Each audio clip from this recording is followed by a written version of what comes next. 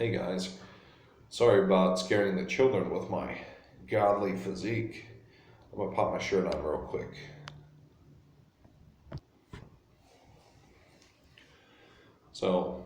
Became a billionaire today.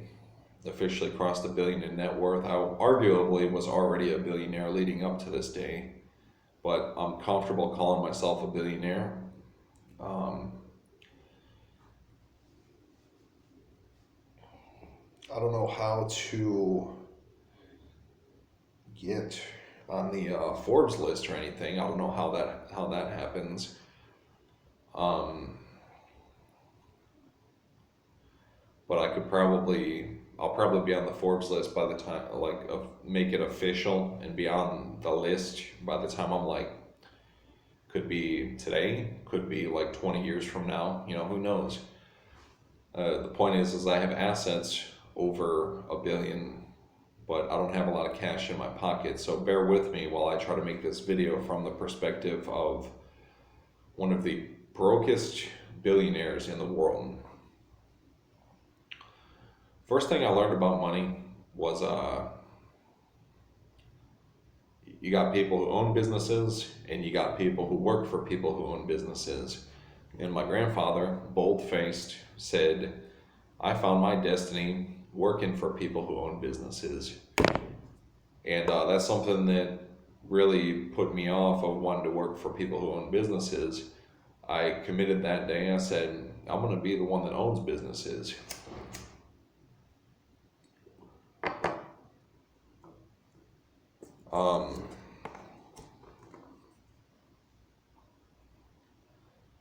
So that was the day when it all really started. My life, I don't want my life to be like this journey of like I'm all business. I don't want to go down as like a businessman. I just want to be known as like, I want business to be like, this is just what I do for money. This is how I put food on my table and get the house that I want and the houses I want and the cars and be able to throw like cool parties and buy houses like all over the world and just splurge and do whatever the fuck I want. It's not a matter of like,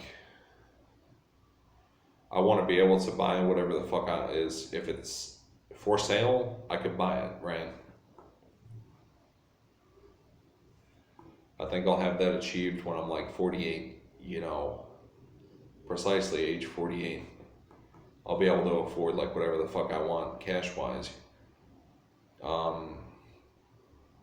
went on welfare when I was 22, or rather, not welfare, but disability, because I have like mental problems.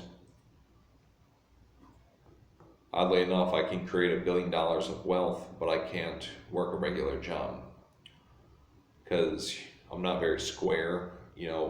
Jobs demand like a certain demeanor of like you have to be able to respond to authority and respect authority and blah blah blah, which I always did, but I have a hard time accepting that some motherfucker can just tell me what to do. So that's one thing. I was not raised under an iron fist. Probably I will raise my kids with more of like, be free, like do what you want, maybe more of like,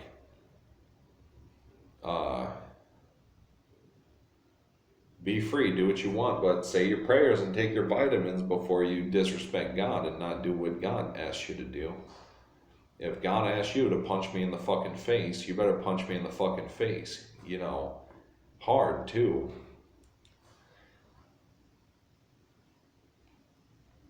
I have like a king complex. I took a lot of drugs in high school. Never got into heroin or crystal meth or cocaine or anything like that. But I did a lot of drugs in high school that fucked up my mind and my brain, like biologically. Like a chunk of my brain is like pretty much missing, and that chunk of my brain, I joke sometimes and say like, my give a fuck portion of my brain is just missing.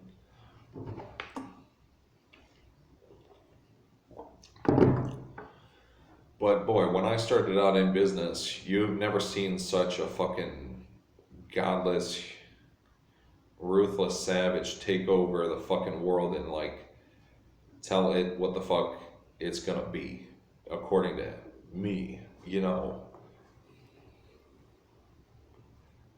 I wanted what I wanted, and there was nothing or nobody that was gonna stand in my way. I figured I want $100 million.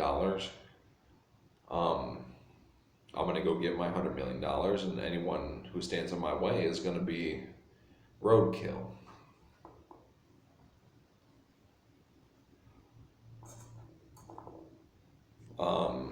That was kind of my attitude in the beginning, and then I don't have that same attitude today.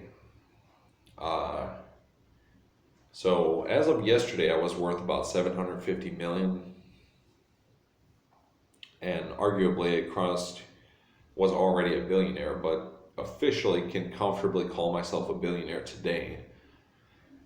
You know, everything can change in the blink of an eye, so I try not to get cocky, but I've made all the right choices in my life. You cannot take back what has already been done and the sacrifices that I've made, and I just have to stay. The only thing is I stay committed to the journey.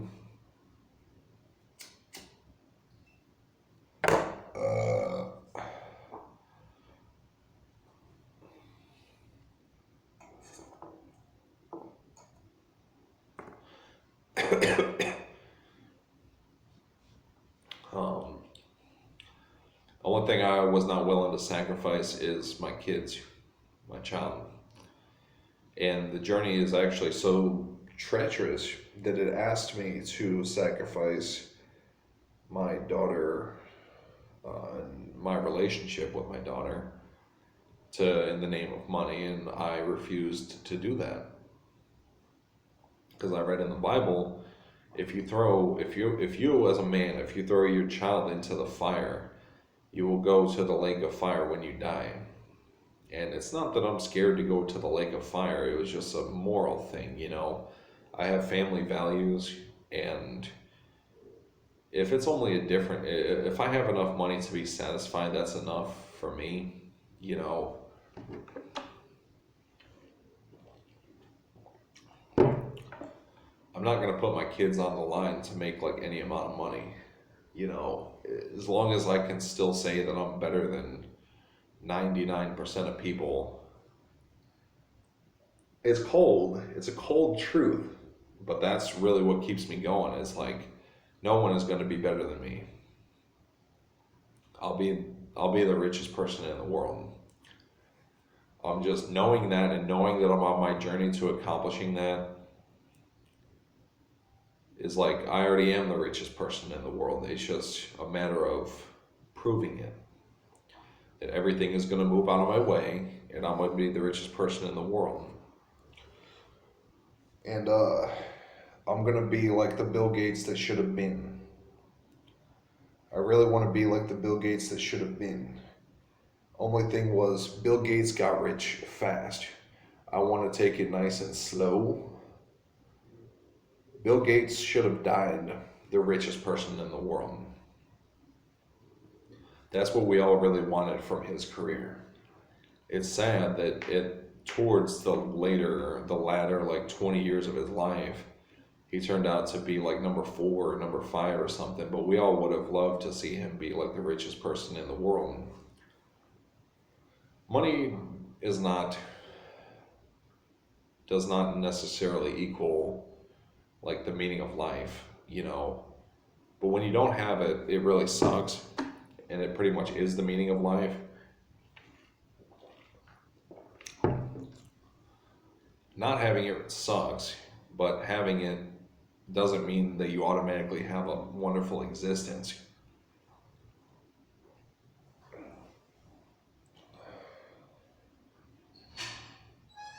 I remember being 22, applying for welfare. I remember being 22 and applying for welfare. And I could have like sold my portfolio for like a couple $1,000,000 and bought a house, but I refused to do that. Because to me, my portfolio was worth like hundreds of millions of dollars or billions of dollars. So you know, so it wasn't worth it to me at the time.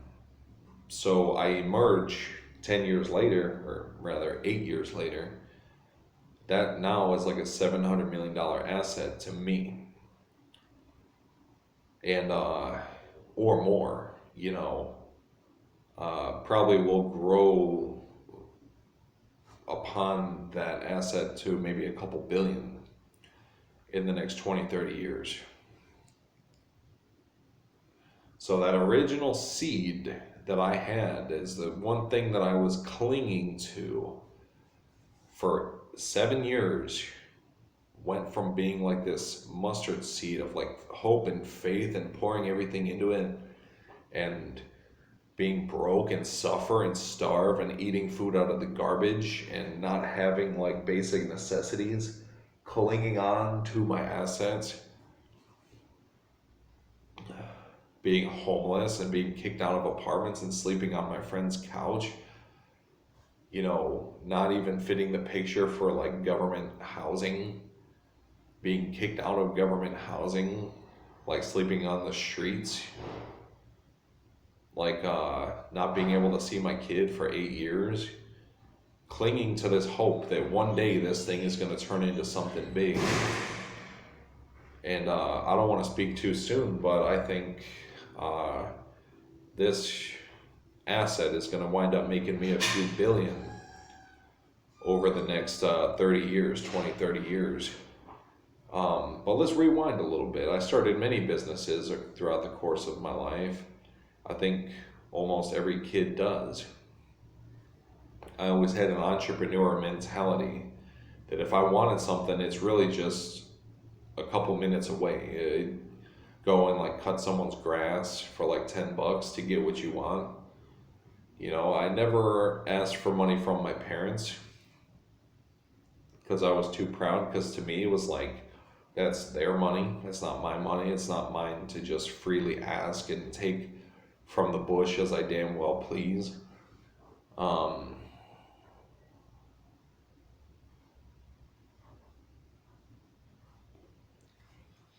My stepfather told me to basically kick rocks and kiss my ass when I was like 12 years old. He told me, I don't have all this money to be giving you like every 3 or 4 days. He said, if you want money, you got to go work for it. You got to go hustle. You got to go have a business or start a business or cut someone's grass or rake someone's leaves or shovel someone's snow.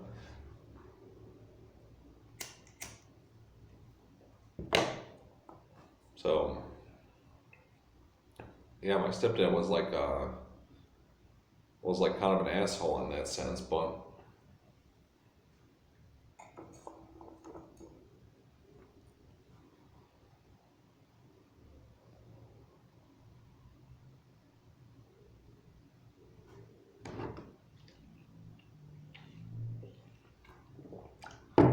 can you blame him? He just bought his first house. He had just bought his first house.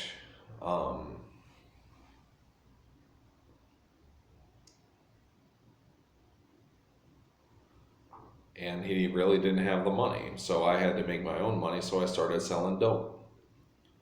I started smoking dope, marijuana, and then I was selling it to support my habit. My expenses were really rather like low. I had rather small, did not have that many expenses.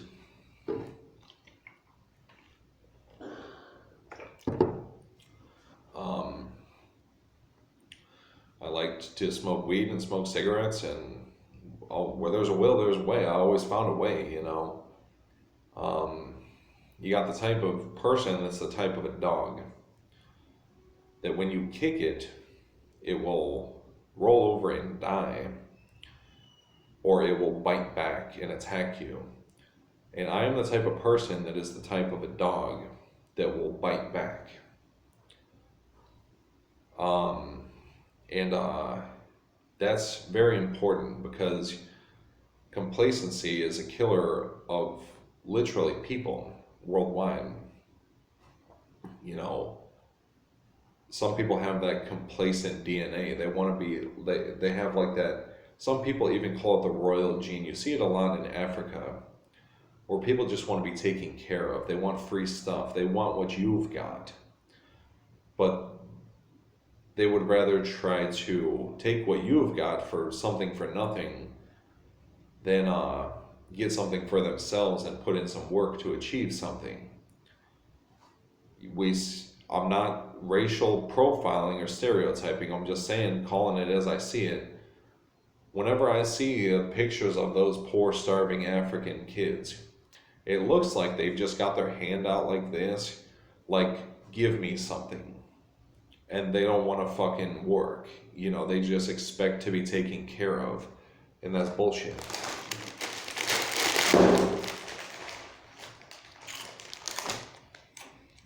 Sorry, Africa. I'm just calling it as I see it.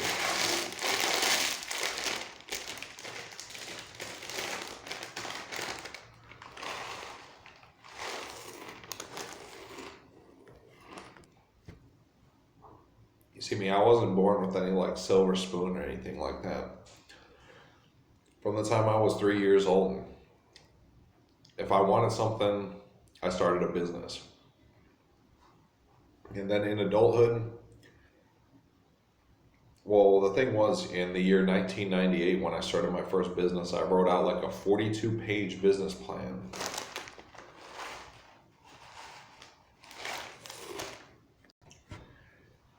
I did what they told me to do. I wrote a 42-page business plan in like a composition notebook or a spiral notebook or something. It took me like 3 days. And then finally the business plan was done. I came up with my master plan to make 4 million or something. Maybe even like 40 million, I don't know.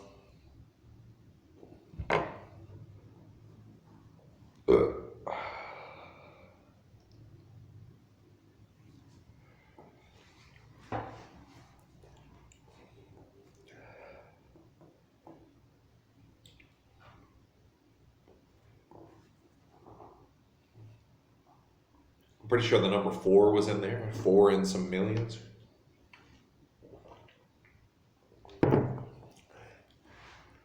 And my grandparents told me, oh, you can't have a business because we are not willing to sign the paperwork for you to have a business. You have to be 18 to have a business in this country. And then sometime around the age of, it might have been that very day, or sometime around like maybe 8 years old, we got a computer in the house. And I learned that if you're under 18, you're allowed to make $10,000 a year from a business without having to pay taxes. And the first thing I said was, wow, well, at least now I know I can do that, but what the fuck am I really going to do with 10,000 measly dollars? I'm trying to buy like a house by the time I'm 18, but you can't do that. So that was kind of my mentality, was like, what the fuck am I really going to do with $10,000? In hindsight, if I could go back, I would have taken the $10,000, but I didn't really need for anything. I could have saved that money for my adulthood and bought a condo straight out of the gate at age 18. But I had to go through some things. You know, I learned what drug addiction was all about, and now I know how to deal with people that have drug addiction, and I have a hell of a story to tell. You know, I did have a business all those years. It was selling dope, but maybe making like $1 or $2 a day. You know, you make $1 like off of a bag of weed. You know, maybe making like $1 or $2 a day, and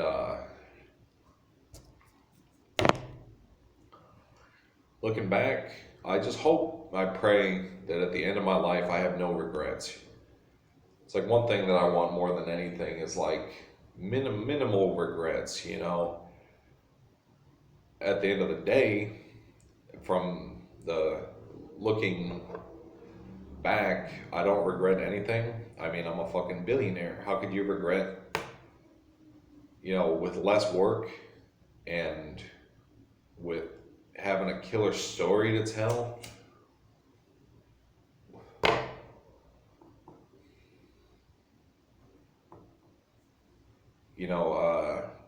I have very few regrets.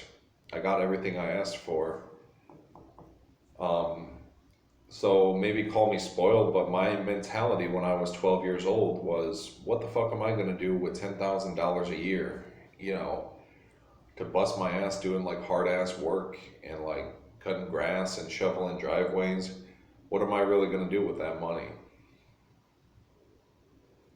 It would have kept me out of the streets.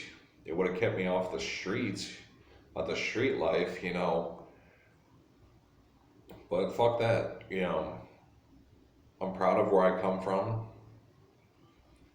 I got friends that I used to hang out with every day that are fucking dead. That never got away, that never turned away from drugs and alcohol and violence and that's my story. Is I'm a former dope boy turned billionaire, and eventually I'll be a fucking trillionaire. Period. Um,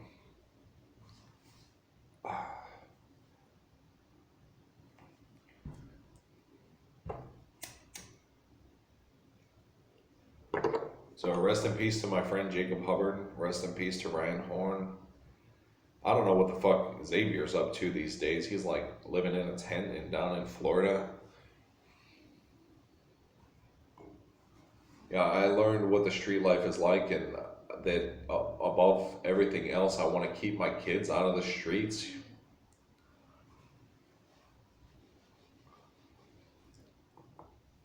I want to keep my kids out of the street life. I want to set them up for success in the real world where good people like us belong.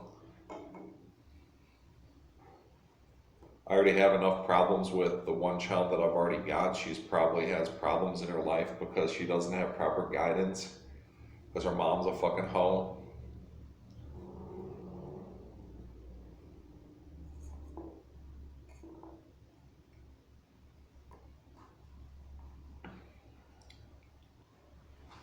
And okay, so always had businesses all throughout my life though, whether if I was making a dollar, a couple bucks a day, or making like $100 a day. I always had I always had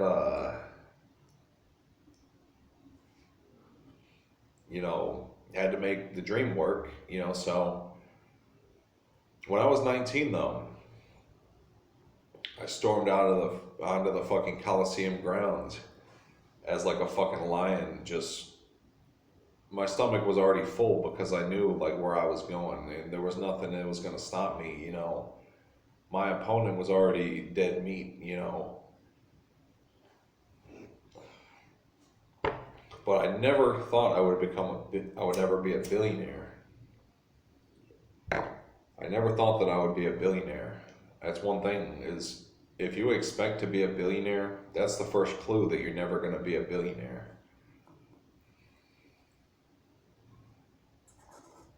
So my story of success is humble beginnings, modest demeanor, and earn the right to have a little bit of self-respect. And now I'm happy with where I'm at. And I wouldn't trade my life for anyone else's. If I have food on my plate, I've been homeless a few times.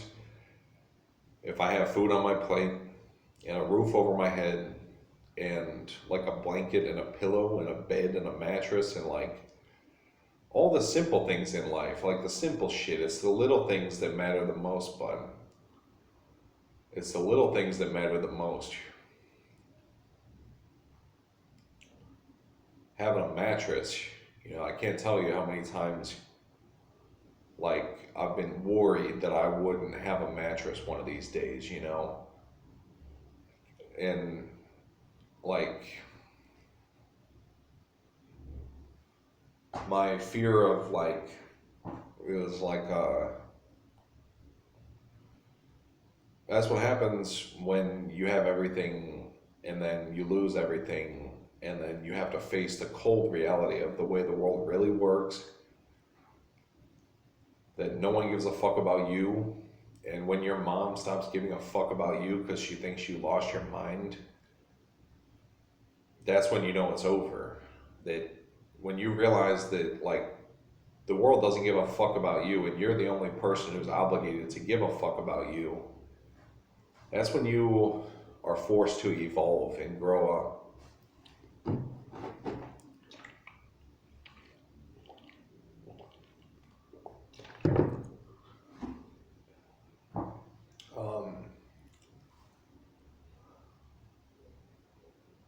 That's when you're forced to evolve. That's when you become more of a man. Is taking your chips, taking the hand you're dealt, and give it all you got. You know, you gotta play smart. You gotta play with precision. You gotta play with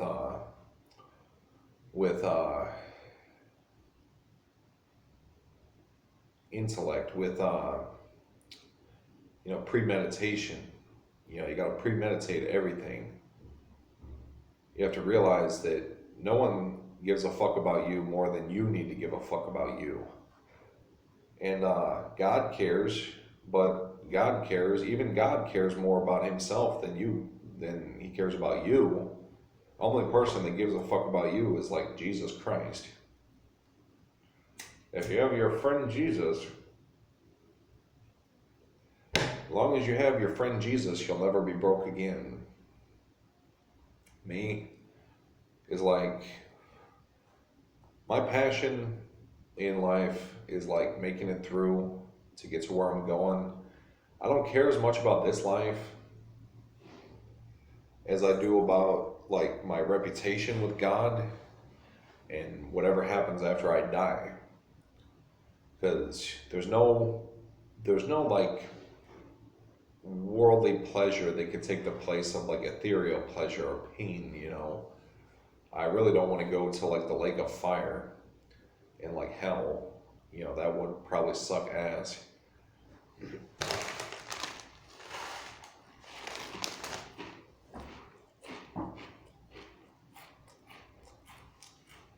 But I came into this life at the age of about 26. At age 26, I had about 7 million in net worth.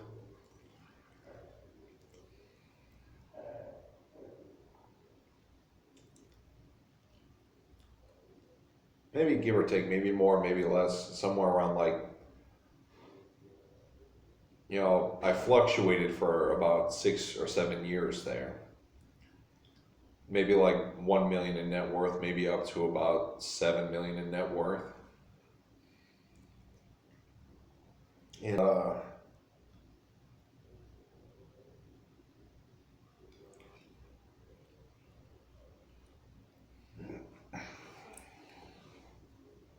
I realized like money isn't everything, you know, because for the first part of my adult life, I'm just chasing the money, you know, trying to get as much of it as I can, thinking like if I could just dig like an infinite hole of like, and just pull like gold out of like this hole and just keep digging, I would just dig forever. And that's what I thought money was. I realized money has a utility. Money is made for utility and usefulness.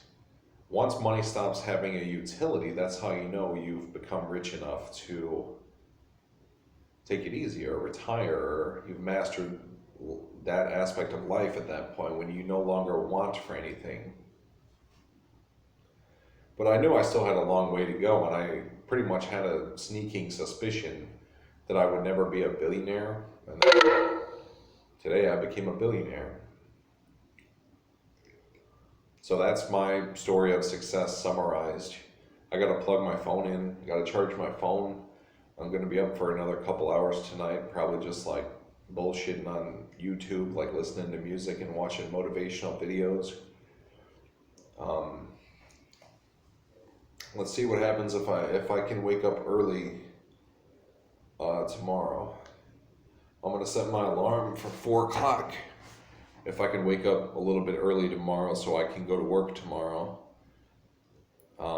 Like I said, I'm like the brokest billionaire in the world right now. I'm like my ratio of being rich in net worth to like my cash ratio. I'm probably like, top 10 or top 100, like where my ratio is all fucked up. But it would only take me about 2 years to sell my business for like over $1 billion. So, and that's me keeping 50% of the company. So, yeah, I had someone ask me for $1 million today. I had to go through the questionnaire, like, what makes you deserve a free $1 million? I would love to, but I don't know you that well. I have charitable obligations that they could really use that money. And whenever you're dealing with people asking you for money and stuff, it's like, well, uh,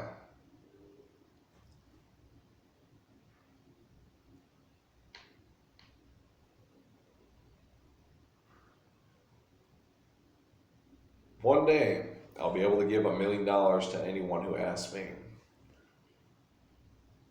without me even feeling it.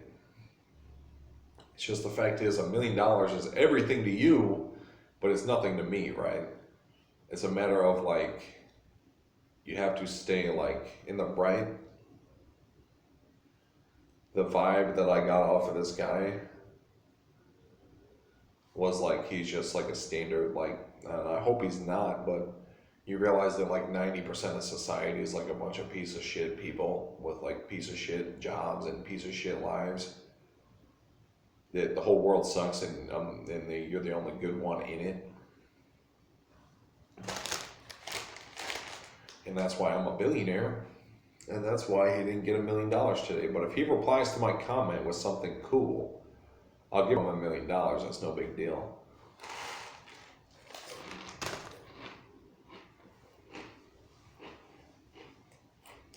But I love you guys, and I'll talk to you later.